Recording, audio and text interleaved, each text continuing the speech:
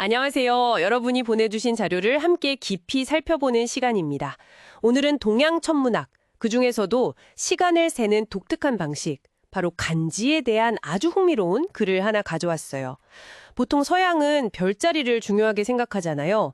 그런데 동양에서는 뭐랄까 을미년, 신사월, 임진일 이런 식으로 매일매일 고유한 이름을 붙였다는 거죠.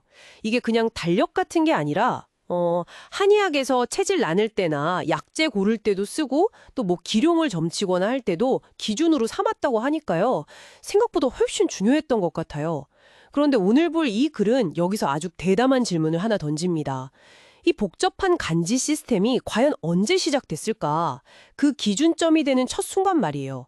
그리고 그게 어쩌면 서기 663년일 수도 있다. 이런 주장을 펼치는데요. 오늘 이 주장이 어떤 근거를 가지고 있는지 한번 같이 파헤쳐보죠. 우선 이 글에서는요, 간지 시스템이 정말 타당한지 알아보는 방법 두 가지를 이야기해요. 하나는 실제 역사 기록이랑 쭉 맞춰보는 건데, 이건 뭐 기록도 너무 방대하고 또 기록이 정확한지 따지는 것도 어려워서 쉽지 않죠. 네, 맞아요.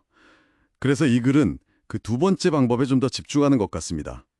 그러니까 모든 간지의 이론적인 출발점이 되는 그 시점, 갑자년, 갑자월, 갑자일, 갑자시가 실제로 언제였는지를 추적해보는 거죠.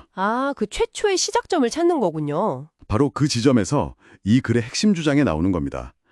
현대 과학기술, 특히 이제 천문학 계산 프로그램 같은 걸로 분석을 해봤더니 서기 663년 동지 밤 12시가 그 기원에 아주 가깝더라 하는 거예요. 663년 동지 밤 12시요? 네.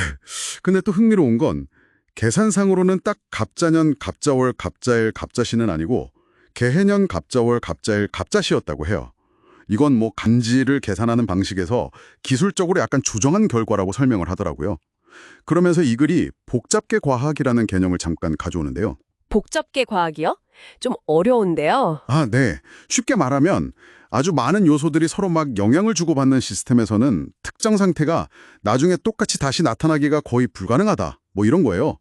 그러니까 이 663년의 그 특정 시점이라는 게 천문학적으로 봐도 그렇고 시간적으로 봐도 인류 역사상 정말 단 한 번뿐인 그런 순간일 가능성이 높다.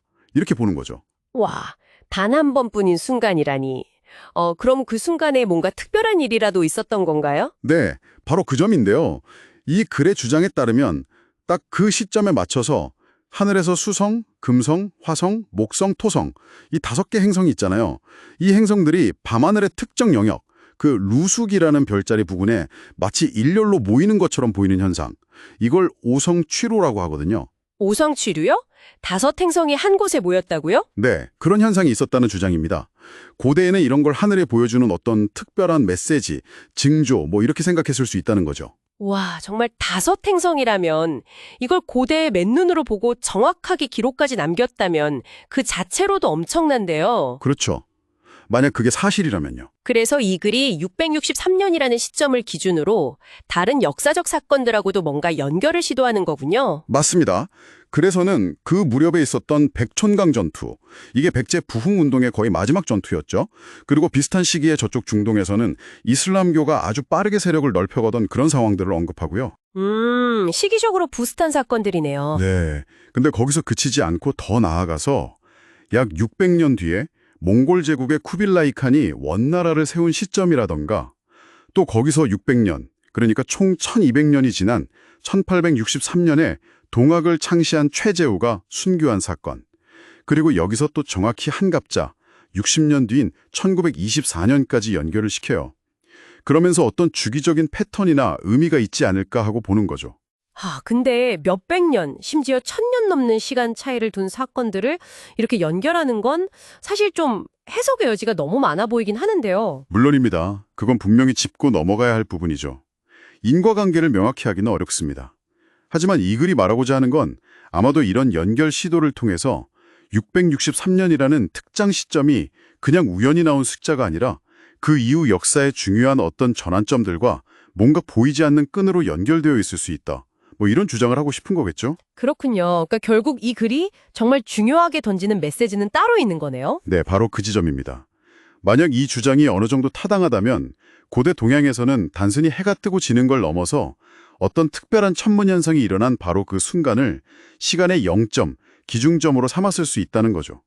그리고 그걸 바탕으로 단순히 날짜를 기록하는 걸 넘어서 어떤 역사의 큰 흐름이나 인간사의 기륭 화복 같은 것까지 읽어내려는 아주 거대한 시도가 있었을 가능성을 제기하는 겁니다. 까지 삼으려고 했던 구체적인 증거일 수도 있다. 이런 이야기네요. 정말 흥미로운 관점인 것 같습니다. 자, 오늘 저희가 살펴본 글은 서기 663년 동지를 동양간지 시스템의 어떤 잠재적인 기원으로 제시하면서 이걸 오성취루라는 특별한 천문 현상, 그리고 여러 역사적 사건들과 연결짓는 상당히 독특한 주쟁을 담고 있었습니다. 네, 이 주장이 과학적으로 완전히 입증되었는지 여부는 차치하고서라도 우리에게 이런 질문을 던지게 만드는 것 같아요. 고대인들은 정말로 이렇게 특정 시점의 우주적인 사건을 기준으로 인간의 시간과 역사를 이해하려는 그런 정교한 시스템을 만들려고 했을까? 만약 정말 그랬다면 그건 그들이 하늘과 인간의 삶을 얼마나 깊게 연결된 것으로 보았는지를 보여주는 굉장히 강력한 증거가 될 수 있겠죠. 여러분은 이 주장에 대해서 어떻게 생각하시나요? 이게 정말 어떤 의미 있는 연결고리일까요? 아니면 그냥 우연의 일치일까요? 우리가 아직 다 이해하지 못하는 어떤 질서 같은 게 이 안에 숨어 있는 걸까요? 오늘 이야기는 여기까지 나누겠습니다. 다음에 또 흥미로운 자료로 여러분 찾아뵙겠습니다.